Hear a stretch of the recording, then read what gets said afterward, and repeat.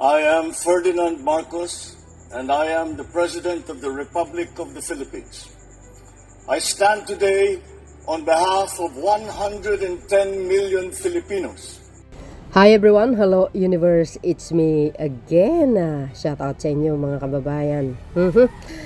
Sa mga Marcos Loyalist supporters Filipino and OFW, today is July 18, 2026. Another black propaganda ng DDS sa katauhan ni Cayetano. Aba, mga kababayan, isinisisi kay Pangulong Marcos Jr. yung 10K na ipinangako ni Alan Cayetano. You see guys, you see. Sabi ko sa inyo, another black propaganda. Para sirain ang Pangulong Marcos Jr. Pero nakikita natin kung paano magtrabaho ang Pangulo, kung paano tumulong sa kapwa Pilipino, kung paano siya magbibigay ng mga cash assistant, lalo na po pagdating mga dilubyo, may 20 million, 50 million. Oh my gosh. You see guys, hindi nagampanan ni Alan Cayetano yung pangako niya 10K. Napako po yun. Ito sa ating mga kababayan kailangan natin maging bukas ating mga mata.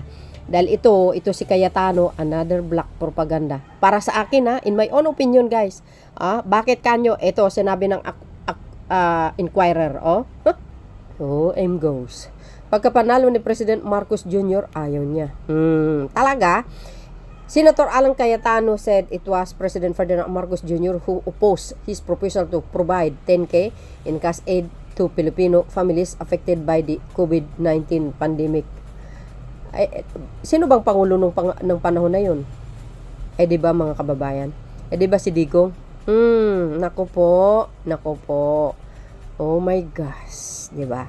Kung mayroon man na sinabi ng Pangulong Marcos Jr. na tutulungan ang mga kababayan natin apektado sa COVID-19 or sa anuman yan, yun po ay ginawa niya na. Sobra-sobra pa.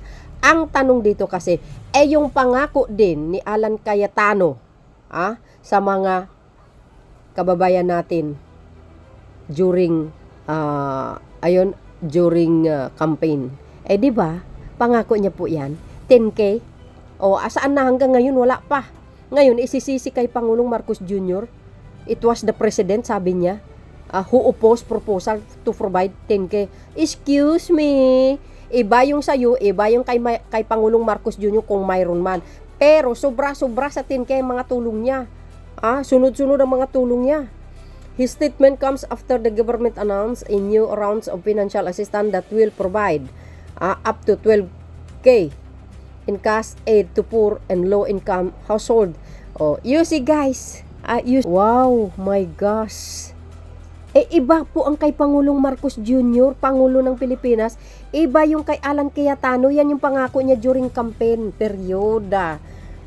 Kaya po, bigyan ng 10K. Cayetano said in his Facebook live stream, bakit ngayon lang? Nanakawin muna yung daang-daang bilyon bago kayo bigyan. Nandyan ang pera pero saan nilagay? Nako. Tingnan nyo mga kababayan, itong siraulo talaga ng mga tao na ito. Tingnan nyo naman. Yan ang strategiya ni Cayetano. Diba? Tapos mamaya gagamit ng verse yan. Saan ka ba naman? Lahat na lang isisisi kay Pangulong Marcos Jr. Sa tingin nyo kaya ang Pangulo BO? No, of course not. Alam niya yung ganitong kalakaran. Mas matalino si PBBM kaysa kay Alan Cayetano. Remember 2016 running for Vice President ang Pangulo, tsaka dito si Alan Cayetano, kung paano niya binastos at ipinahiya ang Pangulong Marcos Jr. sa social media. Sa debate yun guys. Pero ang Pangulo nananatiling humble. Diba? Kaya the best ang ating PBBM. Pagkapanalo ni PBBM, ayaw niya. Jesus, utot mo. Pero every single year po tinatanong ko yan sa aming Chairman of Finance. Nako, Mr. Cayetano, huwag ka masyadong nagpapaipal. Pangako mo sa mga tao na pinangakuan mo during campaign. Tapos ngayon isisisi mo kay PBBM. Iba yung tulong ng Pangulo, iba yung tulong mo. Yun ang tuparin mo, hindi kay Pangulo. Nakaloko naman ito. Sabi guys ng mga nagko-comment. Pointing. The master of the gaslighting is under attack. Agree. Petra's bitterness at its finest. 10K promises plus Kikiam and Caldero. Oh, 2019 SEA Game issue. Wow, antay ka lang Mr. K. BAGP is coming. Speaking of 10K, hindi naman yan natupad yan eh. Speaking of issue ng SEA Games, MGOS, nagre-react siya guys. Nagre-react. Bakit kaya? Parang na hit and run. Mayroon kaya involvement? High sauce. MGOS. Early campaigning. Promise na naman Senator Alan Peter Cayetano for 2028. Huwag nyo nang ibuto yan. Yung siya ang nangako pero iba ang tutupad. Yun na nga guys. Yun na nga Ang Pangulo talagang nagbibigay talaga yan ng 10K. Kaya Pangulo. At mas mahigit pa ang kanyang tulong. Iba po yung pangako ni 10K ni Aling Cayetano. Iba yung sa kanya. Ngayon nadagdagan na naman ng 2K. 12 na naman. 12K. You see? Live ceiling spotted just listening to his own sound chamber, singing and dancing to his own music. You see, another guys black propaganda para sabihin ng mamamayang Pilipino, ay, pangako pala ni PBBM yun, hindi pala kay Cayetano. Sa tingin nyo kaya, madali nyong paniwalaan ang mga taong bayan? Na mismo si Alan Cayetano ang nagpangako niyan, hindi ang Pangulong Marcos Jr. Kwento mo yan siyempre ikaw ang bida. Palusot lang yan. Remember, kaniyan Hugs kamay si akla. Mahalaga ang mga panukalang makakatulong sa mga pamilyang nangangailangan. Ngunit mahalaga ring tiyakin na ang paggamit ng pondo ng bayan ay maayos na ipapaliwanag at na itutupad. Yes. Kay Pangulong Marcos Jr. lahat. Obvious naman, diba guys? Kitang-kita natin. Turo ng turo, baka ka manuno. Nga turo, baka ikaw ay manuno. Agay! Nako po. Ito si Cayetano talaga. Wow. Grabe ka.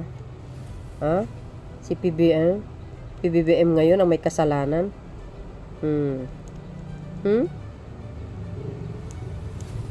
Grabe. Lahat na lang isisisi kay Pangulo. Gaslighting. May naniniwala pa kay Cayetano. Istoryahan ni Mama Petra. Yan na nga 'di ba? Kapag gipit sa iba isisisi ang kasalanan, tama. Yun naman talaga ito pa guys sabi dito ng PBM Good Governance. Muli na namang bumanat si Senator Alan Cayetano sa kanyang Facebook live streaming nitong Hulyo 17, 2026. Direkta niyang sinisisi si Pangulong Ferdinand Marcos Jr. sa hindi umano'y pag-aproba ng kanyang tanyag na 10K ayuda. Ayon kay Cayetano noong 2021 going into 2022, sabi ko marami pang hindi nakaka-recover pero pagkapanalo ni President Marcos Jr. ayaw niya. Gayon pa man, ayon sa opisyal na talaan ng gobyerno at kasaysayan ng lehislatura, ang panukalang ito ay unang ibinasura at hindi binigyan ng pundo noong panahon ni dating Pangulong Rodrigo Duterte. Di lumabas din ang totoo. Ang unang pagkabigo na basura noong panahon pa ni Duterte. So, ibig sabihin, hindi na-aprobahan yun. Inihaan ni Cayetano bilang kinatawan ng Taguig Pateros noong ng House Bill number 8597 o ang 10K Ayuda Bill noong Pebrero 2021 upang mabigyan ng 10K cash stimulasyon ang bawat pamilya Pilipino sa gitna ng pandemya. Nangampanya ito guys So, balit hindi ito nakapasa bilang isang hiwalay na batas sa Kongreso. Sa halip isinama ito sa Usaping Bayanihan 3 kung saan itinanggal ng Kamara ang probisyon 10K kada pamilya at ginawang 2,000 bawat individual na lamang dahil sa kawalan ng sapat na pundo ng gobyerno. Paano? Sabi kawalan daw ng pundo ng gobyerno. Noong August 21, mismong si Cayetano ang naglabas ng opisyal na pahayag nagrereklamo at nalulungkot dahil hindi isinama ang Administrasyong Duterte ang pundo para sa 10K ayuda sa isinusumuting 2022 national budget. O, 'di ba? So ibig sabihin nung 2021 si Digong pa ang pangulo. O, 'di ba? O, ngayon siguro yung budget for 2022 hindi na isama yung kanyang panukala na 10K. 'Di ba sa 2022 na yan may pundo na yan, no? Papasok na diyan yung Marcos administration. At ngayon, isinisi kay PBBM, kapapasok lang sa 2022, 2023 budget, siyempre, pinag-usapan na niyan nung 2022. O, di ba? So, ibig sabihin, ang panukala ng 10K ni Cayetano, panahon pa ni Digong yun. Ngayon, isisisi mo kay PBBM, gunggong. Dahil natapos ang iting kongres nang hindi ito naaprubahan, ang original na panukala ay opisyal at tuluyan ng nabasura. O guys kahit i-research nyo to. Ako po yan. 2022, national budget for 2021 national budget for 2022. Doon papasok ang Marcos admin. So hindi ibig sabihin hindi pa si Pangulong Marcos Jr. ang pangulong ng that time dahil 2022 eleksyon doon lang pumasok ang pangulo. Dahil kung mayroong national budget nung 2022 for 2023 si PBBM na yun. Pero nung 2023 yun. So ibig sabihin kay Duterte pa rin pasok yung panukala niyang 10K. Kaya wag mo kaming lukuhin. Ay nako. Ang muling paghahaing pagkatapos ng eleksyon Hulyo 2022 matapos manalo bilang senador sa ilalim ng bagong administrasyon, formal na binuhay na muli ni hinain na rifle ni Cayetano ang kanyang advokasya noong Hulyo 11, 2022. Bilang Senate Bill number 64 ang 10,000 pag-asa bill dahil nabasura ang una niyang bersyon noong 2021, biglo siyang magsimula ulit sa simula bilang isang bagong panukala. Sa ilalim ng bagong Kongreso 19 Congress, kaya naman ang sinabi ng senador na ayaw o hindi pag-aproba ni Pangulong Marcos Jr. natural. Di ba? Hindi talaga. Ayan ay tumutukoy sa kanilang bersyon noong Hulyo 2022 na nanatili lamang nakabinbin pending sa komite ng Senado. Oh my gosh. See guys, binatukos ng netizen, biniltahan ng mga netizen at mga kritiko ang senador dahil sa panghahalo nito ng magkaibang timeline upang palabasin na si Pangulong Marcos ang humarang sa ayuda noong kasagsagan ng pandemya. Look at that. So guys, malinaw na malinaw dito. Binasura po yan ng Duterte administration. Sobra-sobra pa. Paalala ng publiko, ang 10K ayuda ay isang panukalang batas lamang, legislative proposal, at hindi kailanman naging isang opisyal na programa ng gobyerno. You see guys? Di ba? Hindi naman talaga kasi basta-basta na magbibigay ka ay pangbatas naman talaga yan.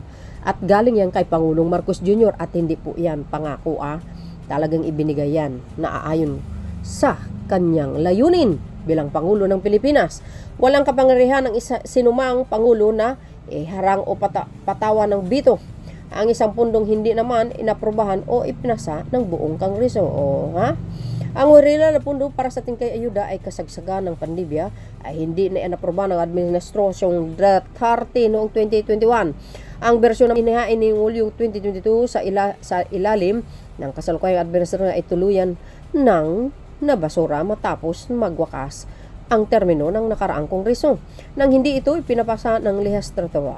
Kaya walang katotohanan na may hinarang na aprobadong pundo o programa ng Pangulo dahil kailanman ay hindi ito nakapasa sa Senado at Kamara at hindi umabot sa lamisa ng Pangulo sa Malacanang.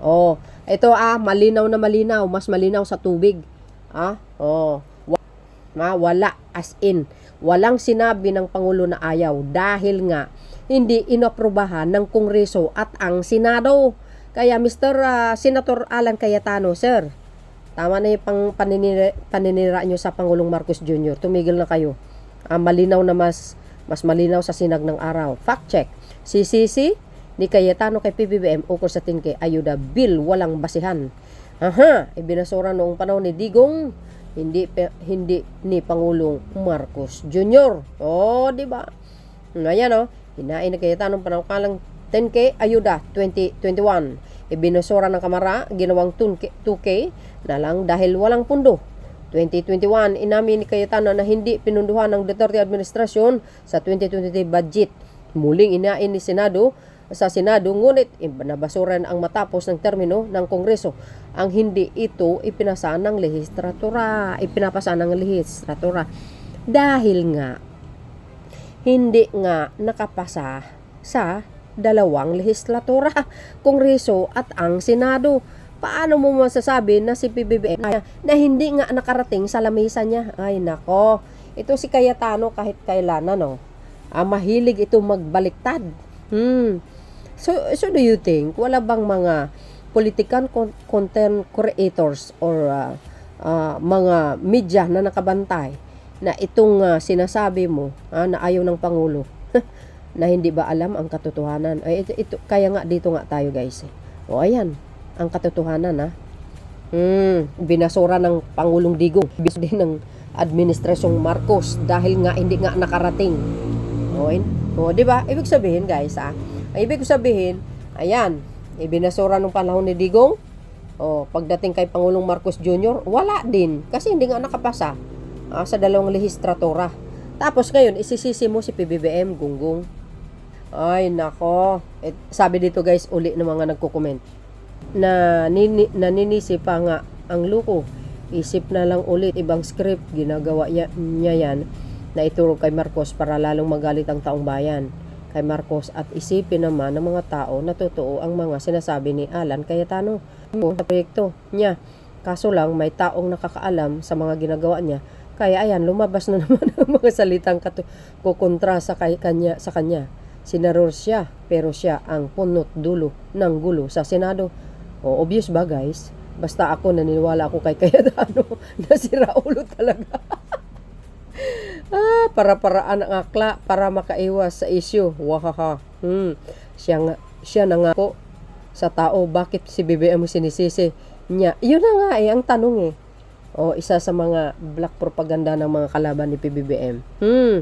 Alam nyo, si Cayetano guys, na marunong kung pumakot din lahat. Sa totoo lang, ito pa, yung mga ibang komento. Ayun ko ka pala, Senator Alan Cayetano, ikaw yung nangako, bugok, para walang makalinlang sa mga tanga at bubong DDS. Yan mga modus pang eleksyon katulad ni Senador Marco Bita at si Mr. Tuque Meralco Agay. Namanhid na pod kag igit. Ay, sorry po. Tama ka na akla. Ito na naman, Kuya Senator Alan ko. Ang natutunan ko ngayon sa Kuya Alan ko kapag hindi ko nagawa yung pangako, bato ko sa iba. Apakahusay, kaloka. That's what you call blame shifting. Yes. This is kind of defending himself, lol. It may be because BBM spot the pony a mile away. Agay, pointing fingers na siya. A cunning man is a dangerous man. Yes. But it's okay guys kasi ang Pangulo nakasubaybay sa mga galaw nila. Yung ikaw yung nangako tapos iba yung tutupad. Boy, agay. Senator 10K, okay ka lang? Hindi naman nangako ang presidente in the same way. Hindi siya nangako gawin ka kasi Senate President agay. Ano naman nangako? Kahit kailan hindi naman nangako ang Pangulo. Even sa 20 kilo for bigas. Sabi niya nga gagawin niya lahat para baka ika nga yung sa 20 per kilong bigas wala siyang pangako doon. Pero kung natuloy yung kay ayuda, for sure sasabihin na niya namigay nun dapilin rice at 20 per kilogram through di bintang bigas meron na BBM na. Ang kadiwang program, this subsidized rice is available to minimum wage earners, transport drivers, senior citizens, solo parents, and 4-piece beneficiaries. Check nyo po sa DFA kung saan ang pinakamalapit na mabibilan nito. Yes, mayroon na yan guys. Itong mga, ewan ko ba, sa mga kakapwa natin mga Pilipino, nagmamagaling-magalingan, wala naman ikagaling. Ipinangako niya, iba pala ang gagawa. Aba, matindi. Ay, nako po. You often speak of God, faith, and Christian values. Yet, scriptures remind us, by their fruits you shall know them. Matthew 7, verse 16. No speech can redeem a broken promise, and no profession of faith can erase a compromised truth. The public may be persuaded, God is not. Oh, M goes. Yan. So yun guys, ang aking pinaka-latest updates. Ano po ang masasabi nyo kay Alan Cayetano? Ha? Ang galing niya mang baliktad, ano? Ang akala niya kasi, hindi na malalaman ng taong bayan ang katotohanan. Kaya nga guys papasalamat din tayo sa mga political content creator na pro-government. Kasi talagang inaano nila kumbaga fact check nila ang katotohanan. And siyempre tayo, di ba? So yun mga kababayan, ano po ang kapalagayan nyo? Well, sana to si Senator Cayetano matauhan. Thank you guys for watching. See you again on my next upload. Bye bye and babush. God bless Philippines. Follow me more. Bye bye guys.